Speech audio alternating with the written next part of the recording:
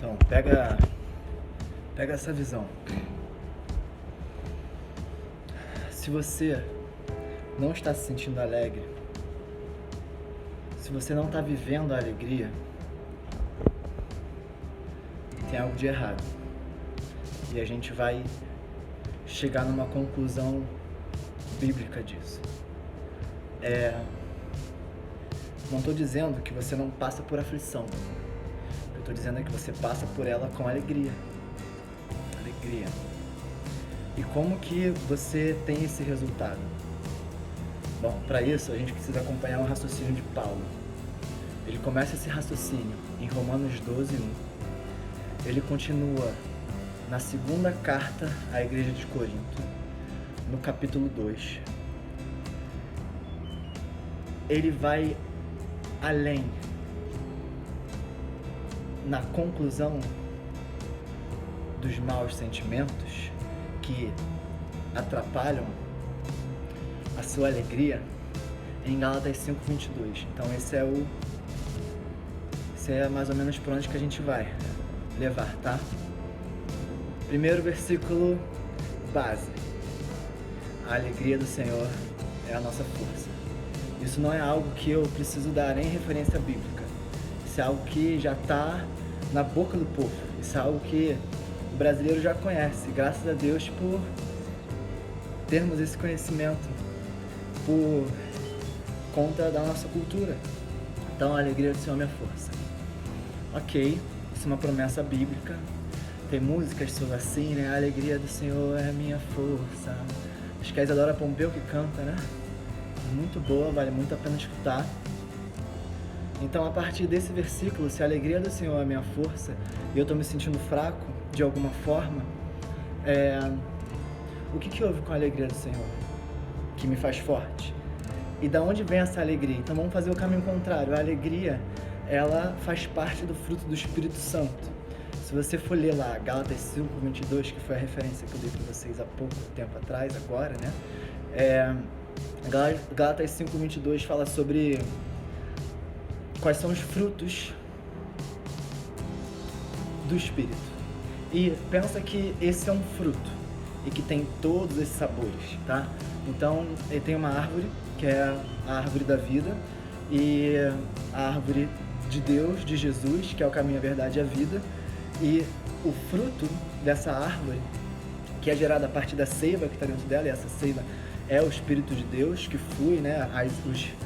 Jesus faz referência como se fosse um rio de água viva que flui de dentro de nós, que é por termos o Espírito Santo. Quando ele conversa com a mulher em Samaria, ele fala sobre isso.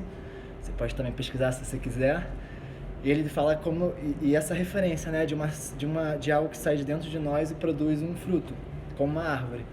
Então, o fruto do Espírito Santo, ele tem lá paciência. Gálatas 5:22, se você puder abrir ali, você vai ver. Dá pausa rapidinho e olha.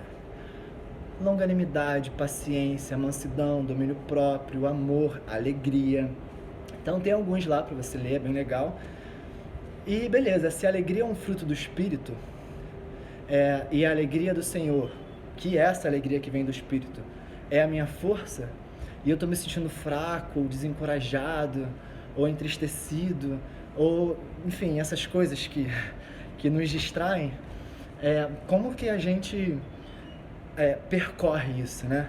Eu gosto desse livro que chama Percorrendo a Lágrima, uma coisa assim. O título me chama muita atenção. Então eu comprei ele, mas eu não li ele inteiro. Mas o título me chamou muita atenção, Percorrendo a Lágrima. Qual é o processo que a gente faz para entender o motivo daquela lágrima que está descendo no nosso rosto? Então, um processo para trás, beleza? Então, seguindo o raciocínio de Paulo, ele diz assim, galera, Romanos 12:1. Ele fala assim, cara, eu exorto-vos, né? Eu te peço. E exorto-vos é mais é mais do que pedir, assim. É tipo, cara, é meio que cara, por favor, faz muito isso, por favor, faz muito. Eu rogo-vos, cara, eu rogo-vos que vocês entreguem as suas vontades com um sacrifício espiritual e racional do que vocês estão fazendo. Isso é Romanos 12:1. De uma forma super simples e de acordo com a tradução que você tiver, você vai ver o termo um sacrifício espiritual ou racional. Pô, mas cara, como é que raciocínio e como é que racional e espiritual pode estar linkados? Simples. Porque o espírito tem uma razão, é a palavra de Deus. Então, você está raciocinando de acordo com a palavra de Deus. Então, ele faz isso. Cara, sacrifica, cara, eu te peço isso. Sacrifica as tuas vontades de forma racional, um espírito racional que raciocina. Porque você está observando que são vontades da sua alma.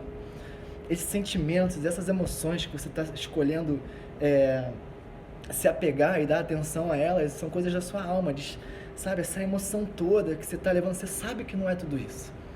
Então, pega leve, entrega essa ansiedade, né? Deus tem isso, né? Tem essa promessa na Bíblia que diz assim, cara, Deus falando com a gente, toda ansiedade que você tem, coloca nas minhas mãos, Deus que eu cuido dela. Lá em Filipenses 4:8, você vai ver Paulo concluindo dizendo, cara, não andeis ansiosos por coisa alguma, tá um pouco para cima ou para baixo, não sei se é o 8, ou 7, 6, ou para baixo, enfim, lê lá. Então, Deus faz esse convite, cara, não andeis ansiosos por coisa alguma. Então, Paulo fala isso, cara, faz esse sacrifício, consciente de que você está fazendo isso. Você vê uma vontade da sua carne, isso pode ser, cara, até com comida, sabe? Eu fiz isso com pipoca, eu era doido pela pipoca.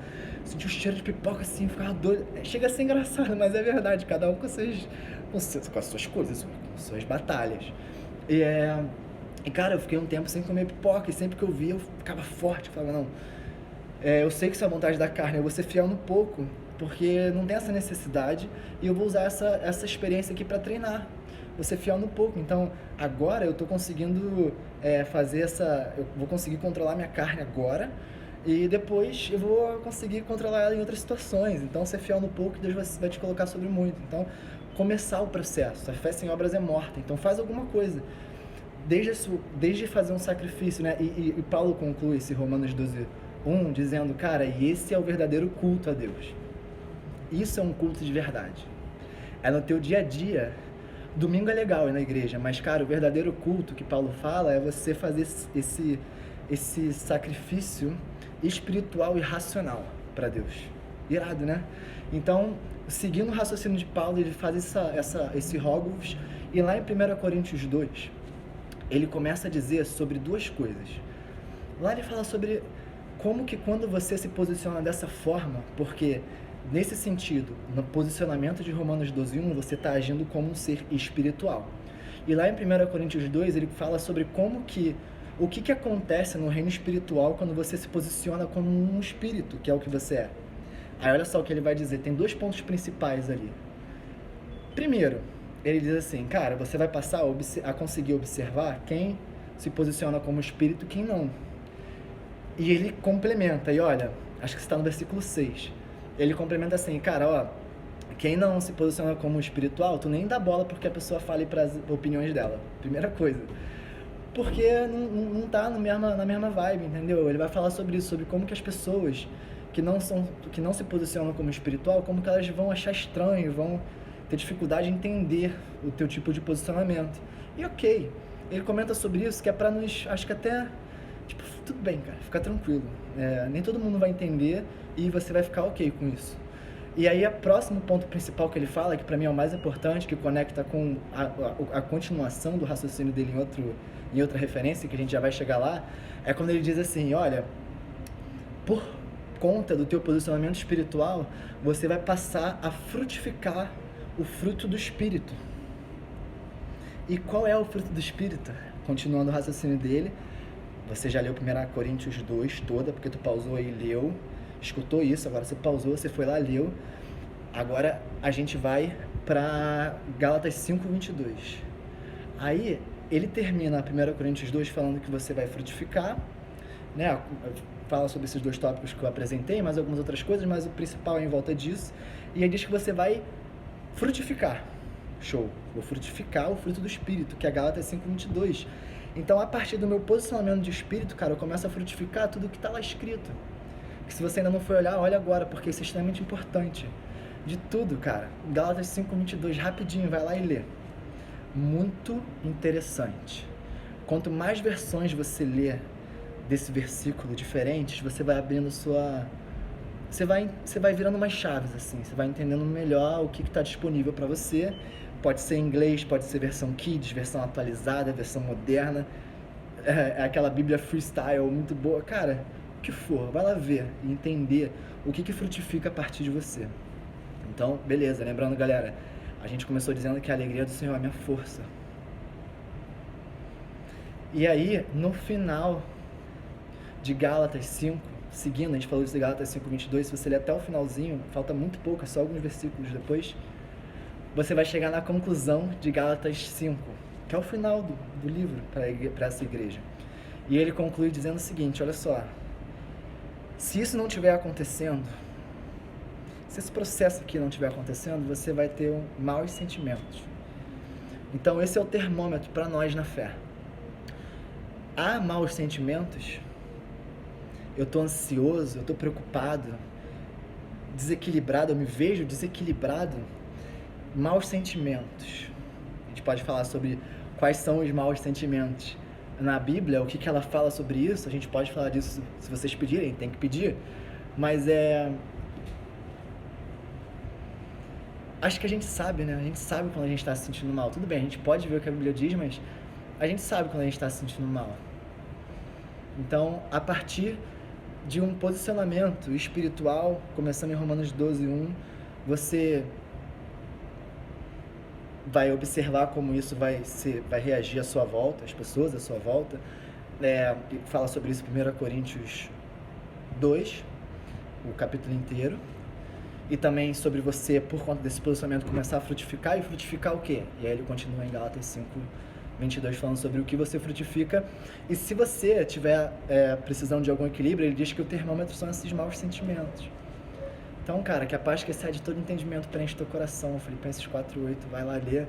Que Deus tem um raciocínio pra gente, cara. Ele tem coisa pra gente pensar. Pensa que Jesus está sentado à direita de Deus e ele tá lá, cara, fazendo uma gestão incrível e você faz parte dessa equipe. Você faz parte dessa equipe. Ele ainda diz assim, cara, você tá sentado aqui comigo à direita de Deus, aqui no céu.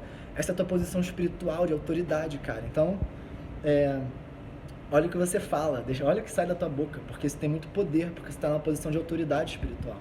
Então, usa tuas palavras para se edificar, usa suas palavras para mesmo a fé. O que a Bíblia diz que é a fé? A fé, a Bíblia diz assim, é a certeza das coisas que não são como se já fossem. Então, você não tem que estar vendo a coisa acontecer. Você tem que começar a falar, porque da mesma forma que Deus criou as coisas com a palavra, e disse que haja luz e houve luz, ele não via a luz antes, ele falou e houve luz. Então, e se ele colocou o Espírito dele dentro de nós, a gente tem essa mesma pegada. Então é isso, cara, esse é o recado. Relaxou, galera, relaxou, se posiciona em espírito e descansa. Lembra, a única coisa que Jesus falou, cara, se esforça para fazer isso. Ele falou, esforça-te para entrar em descanso. Então descansa. Deus tem um plano. Ele está no controle. Ele supre todas as necessidades. Deus supre todas as minhas necessidades. De acordo com as necessidades que eu vou criando, Ele vai suprindo tudo. Confia. Tudo é possível que crê. Não há medo no amor. Não tem medo. O perfeito amor lança fora o medo, é o que a Bíblia diz. E o perfeito amor agora vive dentro de você. O Jesus está dentro de você, irmão. O Espírito dele está dentro de você e te confirma isso. Bom, acho que deu, né? Tchau. Deus abençoe a todos. Vocês, suas famílias. E bom, eu comecei a pensar nisso aqui enquanto eu estava aqui e resolvi compartilhar com vocês esse pôr do sol lindo.